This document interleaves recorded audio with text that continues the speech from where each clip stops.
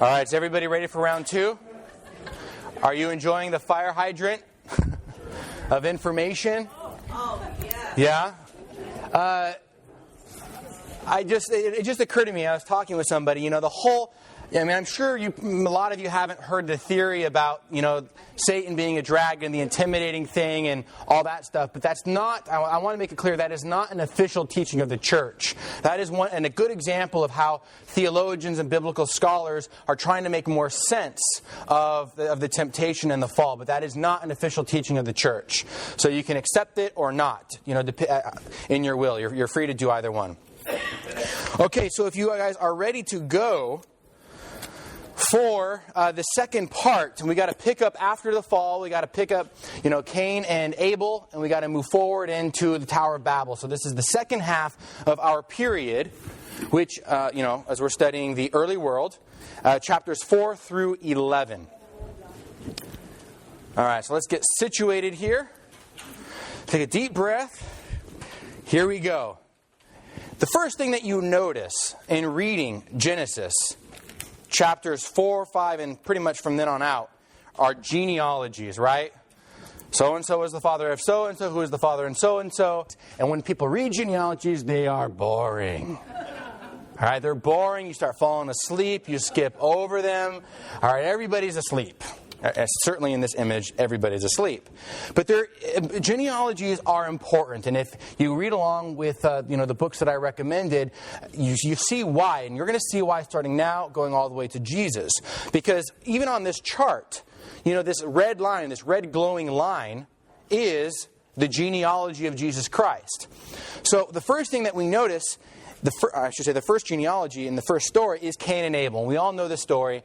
Cain kills Abel out of jealousy, out of envy. Okay, because essentially, if you read carefully, you'll notice that Abel gave the firstlings of his flock, but Cain just sort of gave something. Just kind of threw. Cain is a farmer. He just kind of threw a couple of moldy old carrots on the altar, but Abel gave the best. And so his offering wasn't accepted in envy. He goes and kills his brother. And you know the rest of the story, but I want to jump down to verse 17. Cain knew his wife, and she conceived and bore Enoch, and you got the first genealogy here. And you'll notice that this genealogy, right away, this genealogy is evil. It's bad. Cain is the first murderer, commits fratricide. And then you read down 6 generations later, and you know why this importance of 6, right? That's the number of the beast. It represents the fact that Cain and his line have rejected their call for a Sabbath union, for this covenantal union with God. 6 generations later, you'll notice that this particular dude, Lamech, he embodies, or rather he commits sin or brings sin to the next level in 2 ways. First, you'll read in verse 23, Lamech said to his 2 wives. Well, hold on a second. Going back to Genesis 1 and 2, did God create Adam and Eve and Susan? Part of the marital covenant is, right, remember that first joke before? Christians have only one wife, and this is called monotony. No, it's monogamy. All right? Polygamy is wrong. So here, Lamech is taking 2 wives, taking women for his own pleasure, satisfaction, and corrupting the original plan for marriage and polygamy. The other thing here is violence. He's taken Cain's violence to a new level. All right, he says, I have slain a man for wounding me, a young man for striking me. If Cain is avenged 7-fold, truly Lamech, I love saying that, Lamech, 77-fold. And we have the instances here, the beginnings of violence, perhaps even of warfare. And so violence and sexual immorality is now being increased 6 generations after Cain. This is the evil line. But we also read right after that, there's Seth's line. So Seth is another child of Adam and Eve. And in verse 26 it says, to Seth also a son was born. At that time, men began to call upon the name of the Lord. calling upon the name of the Lord. This is a phrase that refers to worship. They are worshiping God. And notice something. If you can do your best, burn this word into your brains and remember it, because it's going to come up over and over and over again. Name, name, name. It's a theme that's going to run throughout the rest of this talk now, and then next week, and then even later on with David and then Jesus. Name. The original word in Hebrew for name is Shem. All right, so hold on to that. The men began to call upon the name of the Lord. So you got the good line of Seth, and you got the bad line of Cain. Everyone follow that? You'll notice if you continue to read chapter 5, we already saw the image where Seth is in Adam's image and likeness, all right, that father-son relationship. You read the rest of chapter 5, and you got the rest of his genealogy. All right, one of the great guys in his genealogy is Enoch, who was assumed into heaven. So you talk about Mary's assumption. Well, we already got some guy in the 5th chapter of Genesis being assumed into heaven. So here he walked with God, and he was not, for God took him. So this is a good line, and then ultimately out of this line is Noah. All right, so, we got to move on now to something extremely interesting. I don't know if any of you had the chance to read this, but in chapter 6, you find something incredibly strange, almost repulsive. All right, that a lot of individuals have misinterpreted as mythology. Let me just read chapter 6, verses 1 through 4. You read this. Men began to multiply on the face of the ground, and daughters were born to them. The sons of God saw that the daughters of men were fair, and they took to wife such of them as they chose. Then the Lord said, My spirit shall not abide in man forever, for he is flesh, but his days shall be numbered 120 years. The Nephilim were on the earth in those days, and also afterward, when the sons of God came into the daughters of men, and they bore children to them. These were the mighty men that were of old, the men of renown. What? Angels did what? Has anybody been perplexed by this passage before? You're like, I don't get it. This is old stuff, Genesis. Moving on. No, this is extremely important. First and foremost, there is this interpretation that the sons of God, these sort of mythological creatures, perhaps angels, coming down and taking wives. We know that's not true for two simple reasons. It's impossible. Number one, angels are pure spirit. So to put it quite bluntly, they don't have the equipment to do the deed. They don't have the equipment to take human beings, human wives, and have children by them. All right, that's just obvious, isn't it? Pure spirit can't do that kind of thing. The second thing is, this particular event brings about the flood. The next verse is, God saw the wickedness of man was great on the earth, and then it goes on to talk about how God punishes all of humankind. He doesn't punish the angels. If there is some great sin being committed by the angelic host, why would he not punish the angels? Instead, he punishes all of humanity. Which points out that it could not be angels who committed that. It must somehow be actual human beings who could do the deed. Right? All right, two simple reasons to explain this fact. So what does it mean? We still have to answer that question. Keep it in context. So far, we've got the bad line and the good line, right? When God created Adam and mankind, they were in his image and likeness, which meant what? They were his children, his sons. So the sons of God must refer to who? Seth, exactly. Seth's line. The sons of God, those that walked with God, saw that the daughters of men, who are the daughters of men? Cain's line, saw that they were fair, they were being seduced. I don't know, they had some miniskirt on or something, some rouge, and they thought, whoa, nice. I'm a little older.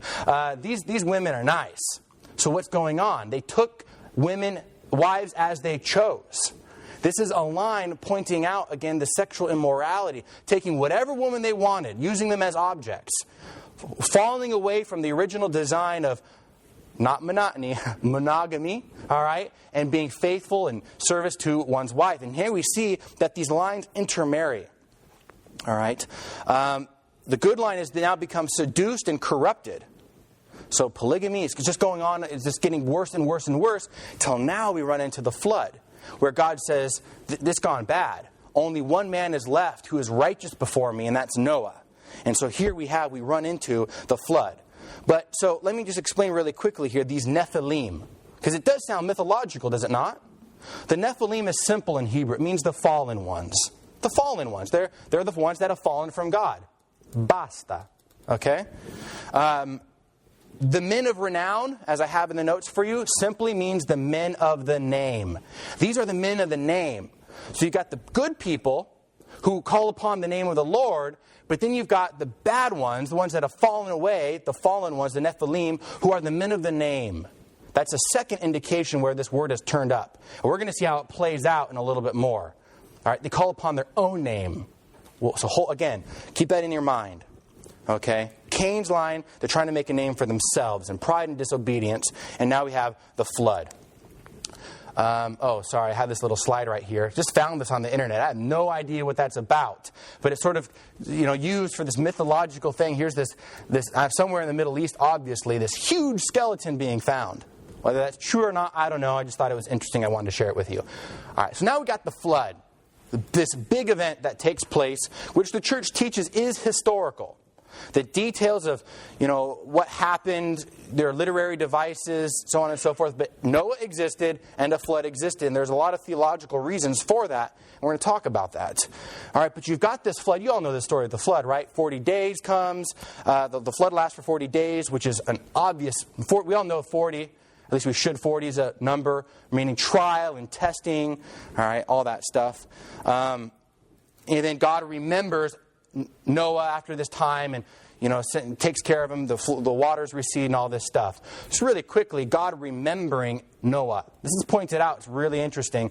A lot of people point out, well, God is this sort of fickle God. It's like he's up there in heaven eating grapes, playing his harp, or having angels play the harp for them. And all of a sudden, I forgot about Noah. He's still out there bobbing up on the waves. I better go down and help him.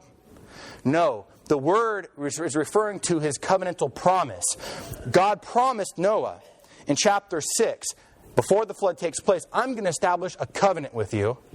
And then this word to remember is he is faithful to this promise, this covenantal promise. God's not fickle playing the harp, eating grapes, sort of like some sort of Greek god or Zeus or Bacchus or whoever else. It's a covenantal language.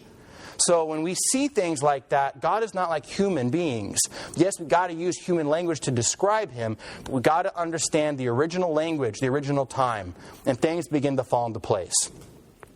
All right, so this is also a very important part of Scripture because it tells us who the greatest financier in the Bible was. And that's Noah. He was floating his stock while everyone else was in liquidation. Oh, that's not bad. There are worse ones. Floating his livestock, get it? It's pretty good. I thought we needed a little bit of... All right, moving on. Okay, so let's talk about this covenant. God remembers his covenant with Noah. This is the second covenant of all of salvation history. And the covenant sign is the rainbow. So if you just look at your chart one more time, I'll point out that Mr. Cavins and his team have pointed out, and in fact... You can find, the original source is Dr. Hahn's scholarly research. His dissertation is Kinship by Covenant, and actually the book, A Father Who Keeps His Promises, is a popular version of it. But you see how this covenant, the first covenant of one holy couple, is Adam. He's the mediator. It's one couple. It's a covenant that's rooted in marriage. Okay? And the sign is the Sabbath day. But now what we read about here with the flood is that God expands this covenant. The second covenant is with Noah is expanded to a family now. It's not just Noah and Mrs. Noah. It's Noah, Mrs. Noah, and their children and their children's wives. It's now expanded, and we're going to see this pattern throughout the rest of the covenants of the Old Testament and how they relate to Christ. Ultimately, he fulfills them all. So this is the second covenant that we see, and it's first mentioned in chapter 6, verse 18. I will establish my covenant with you. The flood takes place in 7 and 8, and then in 9, the covenant is established. Covenant is mentioned like more than half a dozen times, like 8 times or something, where God establishes this covenant with Noah. But it's just not arbitrary. Remember, the Old Testament builds upon itself. And what we see here is that the events of the flood itself, and everything that occurs is pointing towards a new creation. If you compare the original creation in Genesis 1 through 3 with this account of the flood, there are so many similarities pointing out that Noah is kind of like a new Adam. And of course, Christ is both a new Noah and a new Adam. But so here, Noah is like a new Adam and the flood is like a new creation. And there are so many things that takes place, so many similarities. And the reference here is in Hahn's book 84 to 85 for those of you who are going out to get it. So, number of things that take place. Number one, the world emerges from the deep in both accounts. The world emerges from the deep. The covenant number is prominent. What is the covenant number?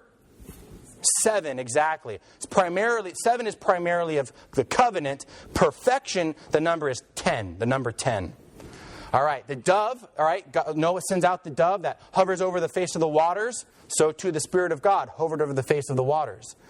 Both Adam and Noah are commanded, be fruitful and multiply. Go out and have cute little babies, all right? And let them just keep you up all night long. It'll be great. All right? Both are given dominion over the animals. God renews this covenant. In fact, the language being used is that of renewal. God renews this covenant with all of creation. Both, and even in the fall. So now number 7 and 8 that I have for you on the screen refers to the fall. Because you'll notice Noah does fall as well. Both are found in the garden, and both of them consume some sort of fruit that results in sin and results in nakedness. What fruit does Noah consume? The fruit of the vine. He gets a little tipsy. It's the first account of drunkenness in the Bible. All right? So maybe the Baptists are right. Wine is bad. Or maybe we just have it in moderation and it's okay. Moderation. I'm not giving up my wine. Okay, so you see this similarity here taking place, that with Noah, there is a new creation. And again, a typology moment. I've been talking about how things in the Old Testament are types of Christ. Remember, we talked about how Christ is a type of Adam. Remember that before the break? Here, same thing with baptism. The flood is a type of baptism. In the flood, the old world, the corrupted world, is washed away and purified for a new world. Okay? To reveal a new creation. This is exactly what Peter says in so many words. Jesus went to preach to the spirits in prison who had once been disobedient while God patiently waited in the days of Noah during the building of the ark, in which a few persons, that is 8 in all, were saved through water. Baptism corresponds to this, now saves you. Baptism isn't a symbol. Baptism saves us, and he goes on to talk about how it purifies our conscience. It doesn't just wash away dirt, it washes our souls. Another typology moment here, this ark. The whole church and the tradition of the church has always understood the ark to be a type of the church. If you want to be saved from the flood, if you want to be saved from death, get inside the ark, which is the church. Through baptism to be washed pure and clean, and you will be saved for a new creation which will come at the end of time. Do you see the parallel there? You can see how this event of the flood points to greater realities in Jesus Christ and in the sacraments that He establishes. It's fantastic stuff. It's really, really great once you understand, again, St. Augustine's words, the new is hidden in the old and the old revealed in the new. All right, this is another instance of typology where you see how the two testaments fit together. All right, so there's the flood. After the flood, you got Noah's fall. I already explained, you can probably remember, Noah gets drunk, he lays in his tent, and he's naked. All right, and that's a bad thing. All right, we're in chapter 9, verse 20. Chapter 9, verse 20. Noah was a tiller of the soil. Oh, what was Adam? A tiller of the soil. Interesting. He planted a vineyard, and he drank of the wine and became drunk and lay uncovered in his tent. And Ham, the father of Canaan, saw the nakedness of his father and told his 2 brothers outside. Then Shem and Japheth took a garment, laid it on their shoulders, and walked backward and covered the nakedness of their father. Their faces were turned away, and they did not see their father's nakedness. When Noah awoke from his wine and knew what his youngest son had done to him, he said, "Cursed be Canaan, a slave of slaves shall he be to his brothers." And he goes on and says, "Blessed be the Lord, the God of Shem," or "Blessed be the Lord my God, be Shem, and let Canaan be his slave. God enlarge Japheth, and let him dwell in the tents of Shem, and let Canaan be his slave." What in the world is going on? Why? First off, you've got a couple of indications here in the text that, when it first starts off, Ham, the father of Canaan, saw his father. So there's this reference between Ham and his son. But really, is it all that bad to see your father naked? I mean, I know that's no one wants to think about that, let alone see it. That goes without saying. But really to be cursed, and Ham, you notice, isn't cursed. Did you notice that? His son, Canaan, is cursed. Why? You got to understand the original context, the original phrase. Well, human beings are sexual creatures, right? It's part of our nature. We're created to procreate. And every culture has idioms. We got make love, and there are so many other vulgar and non-vulgar idioms that we have in English, all right, referring to the sexual act or variations of it, moral and immoral. The expression here, to see your father's nakedness, I'm one slide behind, in Leviticus 20 says something awful. The man who lies with his father's wife has uncovered his father's nakedness. And this expression, to uncover someone's nakedness, refers in some way to a sexual act committed against them. What did Ham do? Have you caught on? Ham has slept with his mother, or more likely raped his mother, forced himself upon his mother. And so that is why, I should say, Canaan, therefore, is the fruit of that rape, of that incestuous union. And that is why Noah curses Canaan, the fruit of this horrific sin. And Canaan, goes in, and his descendants go in and occupy the land of Canaan. The Canaanites are his descendants. All right, and they became an incredibly sexually depraved people, committing incest and all kinds of different things. Sodom and Gomorrah, and it just goes on and on. Bad stuff, like father, like son. So why would he do this? Why would Ham force himself upon his mom? Again, Scripture tells us there are numerous cases. There's Reuben, we're going to talk about next week. There's also Absalom in 2 Samuel, in which basically what's being described is a power play. The blessing of the father. The blessing and everything that comes with the blessing is passed from the father to the firstborn son. Ham is not the firstborn son. Shem is the firstborn son. So what he's trying to do is take that power, take that blessing forcibly from the father. And the way to do it is to take the father's wife, even if it's your mother. So what Reuben did it, which was the firstborn son of, or not the firstborn son, his number escapes me. But Reuben did that by sleeping with his father, Jacob's concubine. And so did Absalom when he rebelled against his father, King David. The first thing he did was sleep with his father's concubines in public. Whoever has the wife has the power. Sex and politics have always been intertwined. I mean, the more things change, the more they stay the same, right? So this is the depravity behind his act. With this act of rebellion, he's trying to take the firstborn blessing for himself. And you can read about that again. I have the reference here in Cavins and Gray's book on page 27. All right. So Ham is trying to take Shem's blessing, take the blessing from the father forcibly. And that's important. And later on, Ham's descendants, or I should say the Canaanites, go in and take that promised land forcibly. The promised land has always been the descendant of Shem. And then through Shem, Abraham, and so on and so forth. And we're going to get to that in the conquering of the promised land. That land was never supposed to be the Canaanites. They took it by force. Does that help to explain that rather odd encounter? All right. It's really strange, really sick, but it explains it. It explains it. I think, anyways. I'm convinced. So, now, let's move on to the Table of Nations. Chapter 10. It's called the Table of Nations.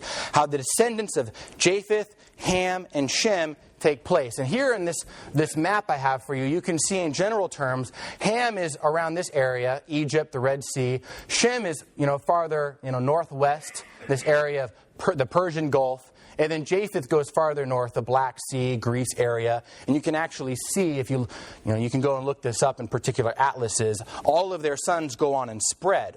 I want to point out here Ham's line. Remember, we still got these two bad lines, the evil line and the good line. Ham continues the evil line of Cain, and Shem, the firstborn, continues the good line of Seth. But if you'll notice, and you read Ham's line, you've got a couple of individuals here, fathers of nations, that should ring a bell for you. Egypt, Canaan, Philistia, Assyria, Babylon. These are all mentioned in chapter 10, verses 6 and following. Who are these people? These are major nations. They develop and become major nations. And they are all enemies, arch enemies of Israel, of Jacob, of Abraham, and ultimately of Shem. They are the ancient enemies. All of these peoples, it's like this bloodline, the good and the bad, consistently throughout salvation history, fight and war against each other. And it explains all the future feuds that we're going to read about in the conquest of Canaan later on. Does that make sense here? This is why genealogies aren't boring. They tell you the divine drama of what happens with the promised people and their enemies. Okay? So far, so good? New stuff for all of you? Yeah, I hope it's worth taking 2 hours of your night and coming to learn it. Okay, so all right, so you got Shem's line is being described here at the second half of chapter 10. Okay, starting verse 21 and following. I wanted to point out one thing here. Chapter 10, verse 24, there's a guy named Eber, who is the father of from which we get the term Hebrews. All right, because Eber, Hebrews, you can see the correlation here. The Hebrews follow this line of Seth. I just thought that was quite interesting to point out. Okay? All right, so after that, now we're coming into the last chapter of today's study, the Tower of Babel. The Tower of Babel. All right, we're in chapter 11.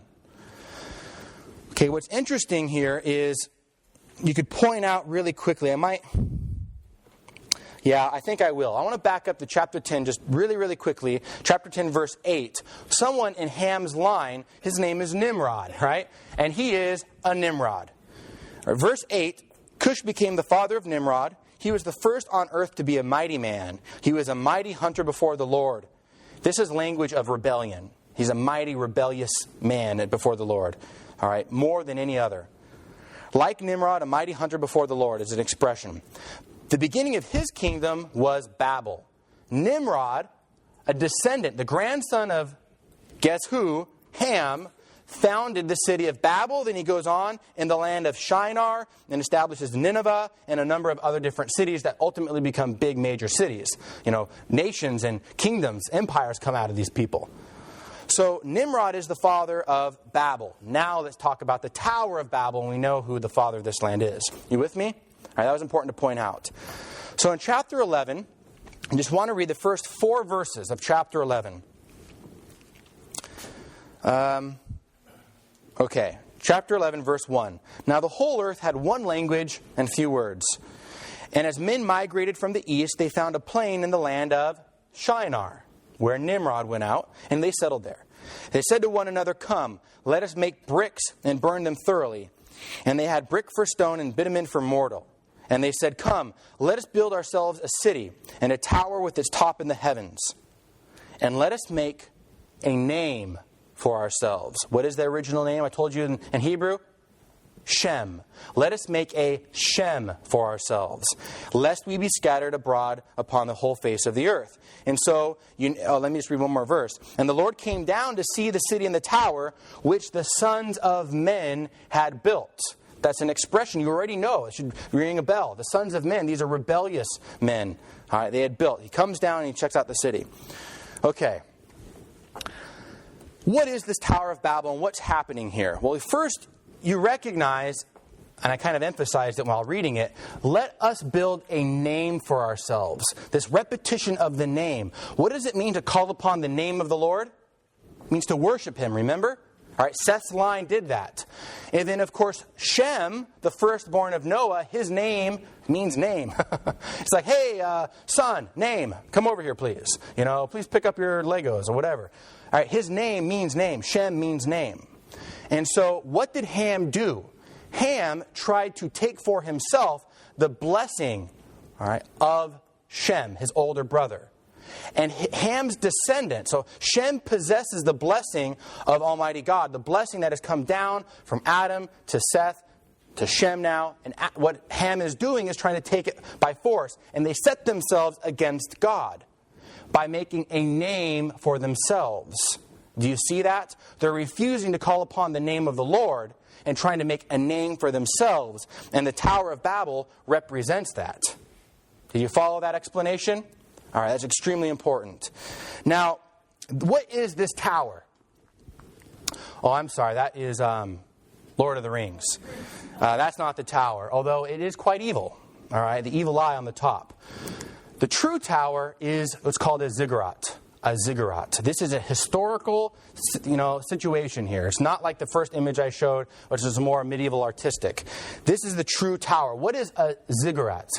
A ziggurat was built, as you can see, in the form of this pyramid, and what they are were representations of mountains.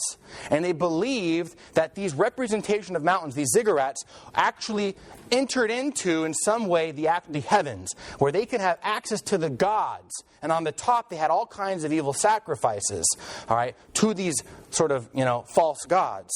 So they believed they can build a direct tower up to heaven and have access to heaven through it with these sacrifices. What this whole thing represents false worship. A false worship of obeying the Sabbath and resting with God in this covenant union that He established with Adam and renewed with Noah. And they're going off and building a name for themselves, by themselves. And so God comes down and sees this city, this tower. Sort of like, and that's important, He comes down to it. This mountain doesn't get even close to heaven. Sort of like a father comes down, as I was talking about the Legos, right? Oh, that's a cute little Lego tower you guys made. How adorable. And he realizes absolutely not. What they're doing is they've got unity at this point. The unity of humanity is now being served to rebel against God. And so God destroys the unity of humanity by giving them multiple languages, and then they begin to scatter throughout the earth. That original unity that they had in Adam is now destroyed. And what we're going to begin to see is God is going to plan to restore that unity that was destroyed at the Tower of Babel. He's going to slowly begin to restore it with some promises and covenants that He makes with Abraham. Okay, so that's sort of like a lead for next week. All right, after the tower, does everyone make sense? Does that make sense to people? Okay. After this whole instance with the Tower of Babel, which becomes Babylon, a city that ultimately takes off Judah into exile and destroys the temple, again, an ancient arch enemy of Israel, you've got again the descendants of Shem. Chapter 11, verse 10. Again, you got this play on the word name. You got the bad line making a name for themselves, and you got the good line in Shem. And you've got the descendants of Shem begin to be described in chapter 11, verse 10, all the way down to 26. Who is at the end of that line in 26? Abram. Because Abram is of that divine line. Now, that last point is the lead into the next section, which is, there's Shem, by the way. The next section, which is the patriarchs. We've got to understand what God accomplishes through Abram, whose name turns to Abraham, and the rest of the patriarchs. All right, so this is the next period that we're going to see here. And that concludes tonight's lesson. So, what's that? Oh, these chapters, the rest of the Genesis is 12 to 50. You're not going to read it all. I mean, you could, technically. But again, you read as much as you can if you want. But these presentations, these lectures, and this Bible study that we have here with the notes, the books, are there to give you the background, the foundation. And then you can slowly read it on your own. Because remember, we're going to break. We're going to do 5 weeks. We're going to break for November and December. After the new year, we're going to continue on with the rest of the Old Testament and then break for Lent. So you have opportunity to soak it up, to read and to reflect. You said lesson 3, the patriarchs. Where will I find it over here? The patriarch starts in chapter 12. Yeah, then the very next chapter. Great. So you guys have any questions at all for me? Can I have a little feedback? Did that make sense, this progression here? Yeah? Okay. Question here, and then you, sir. 1 second. Go ahead. The ages. Okay, I'm expecting 2 questions to come up right now. The ages. These guys lived a long time, right? 900 years. Methuselah was like 930 something or other. He's got the Guinness Book of World Records. This isn't an original problem. St. Augustine actually. Everyone pretty much knows St. Augustine. He wrote, his greatest work is called The City of God. The City of God, in fact, the origin of the City of God versus the City of Man goes to Cain and Seth. His whole theology is based upon Scripture, it's salvation history. So I believe it's in chapter 15, he begins to discuss these problems like long life. How did they really live that long? And the answer is, and there are all kinds of interpretations, even back 2,000 years ago, maybe year represents something else, maybe every year represents 6 months or whatever. And he goes on to demonstrate conclusively that a year is a year. And yes, they did live that long. Before the flood, they lived long, which really helps to explain how the population boomed almost right away. Because in 900 years, could you imagine how many children? So the answer is, yes, there's nothing in the text or in tradition, both Jewish and Christian, to suggest that it is symbolic for some other length of time. It is actually 930 some odd years. Way past retirement. Oh, yeah. Well, you could either say retirement age was at 70 and they had a great long golden stretch of years. But no. Yeah, save a lot of money.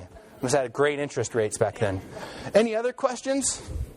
Yes, sir? I was wondering what the previous work of the devil was Satan. Yeah. A lawyer? Oh, was Satan a lawyer? No comment. No comment. Yeah? One last comment. Yeah. Wow. Okay, thanks. That reminds me, thank you. That reminds me, the other joke that I didn't say, that some stuff I steal, some stuff is original. If it's bad, it's original. If I stole it, it's good. Okay, and wow, so thank you. When Adam saw Eve, he said, "Whoa, man," from which we get woman. Yeah. Of course, you better believe it. Yeah, another question? Books that you recommend. Yes. I cannot read all of them. No. At the same time, which would you choose? Okay, that's a great question. Which of these books would I recommend? For the purposes of this course, now remember, this course lasts all year till after, so you can read it slowly, read one chapter. The book that most closely fits the 12 periods of history is this book by Mr. Cavins and Dr. Gray. Because the chapters are organized and written by the time periods. So chapter 1, if I'm not mistaken, is the early world. So this would be an obvious choice. The name is Walking with God, A Journey Through the Bible.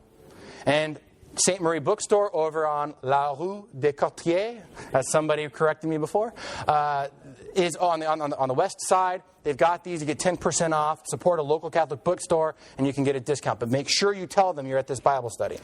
And then the other book I recommend, really, if you could get both and sort of munch on both, because you got the lectures, then you're going to read both. It's not going to be heavy reading. A lot of it will be building upon each other. It's Dr. Hahn's book, which they built off of. All right, kind of chronologically speaking, A Father Who Keeps His Promises was published first. And then so Jeff Cavins sort of combined Dr. Hahn's scholarship and insights to his Bible timeline plan. Does that make sense? So A Father Who Keeps His Promises by Dr. Hahn, and the other one is Walking with God. If you can slowly, gradually read both of these throughout this next year and later, going back and reading. I mean, I don't know how many times I've read A Father Keeps His Promises, but I mean, part of our fallen nature is our memory, right? That's what I hate most of all. Our memory doesn't stick. So you can go back and read. All right, good question. Any other questions? I forgot to put discussion questions up on a slide. Technically, the bell's not going to ring for 15 minutes, but obviously if you got to go, please feel free to go. But I want to encourage more discussion stuff. Yeah. What was the second question you were expecting? Oh, you were going to ask that. What is the second question I was expecting? The second question I was expecting, which I'm sure some of you are thinking, is who did Cain and Seth marry? Right? It just mentions in the first chapters, Cain took a wife, and there goes the genealogy, which points out something important. These chapters are not, they don't have a complete genealogy, right? They're talking about, the author is writing this for a specific purpose. The what and the why in terms of creation, at least. The what and the why, not how in terms of evolution or whatever. And so there's a lot of things left out. We don't know, chronologically speaking, how much time Genesis 1 through 11 took place. In fact, if you look on your charts, you'll notice on the bottom of this period, the early world, there is no date. But then all of a sudden, when you get to the patriarchs, we know it's about 2000 BC. So we don't know how much time it took. These chronologies are incomplete. So, again, St. Augustine, he addresses this issue in the City of God, as do other early church fathers. Who did they marry? And the answer is obviously, because the church tells us, as well as Jewish tradition, the unity of the human race. God created, we don't know how, but God created one man and one woman, and they are the origin of our human race. So, naturally, there must have been some sort of sibling marriage going on. There had to be. But God permitted that for a certain amount of time, so that way the population could boom. And you'd only need a generation or two, and then that's it. And then later on you read in Scripture, God forbids it because there's no need for it anymore. And you got to begin, at least scientifically, we know you've got to mix up the genetic pool. So, yeah, I mean, sibling marriage. And that's always uncomfortable to kind of think about, but God permits it, lawfully permits it in the beginning, so that way the human race can develop. That was the second difficult question I was expecting. So, yeah, thanks for putting me up into a corner. Any other questions? So you're feeling pretty good so far? Now, it goes without saying, but next week is extremely important because next week sets the stage. It really lays out the rest of the plot of all of Scripture. Abraham's the father of the faith for a reason, so he's the father of salvation history, because what happens with him is going to lay out the rest of the whole Bible. So I really encourage you to make it if you can. We have extra timelines if any of you are new. If you want to invite people, absolutely. Again, thank you so much for coming. Feel free to stay and talk if you want. Otherwise, we'll see you all next week.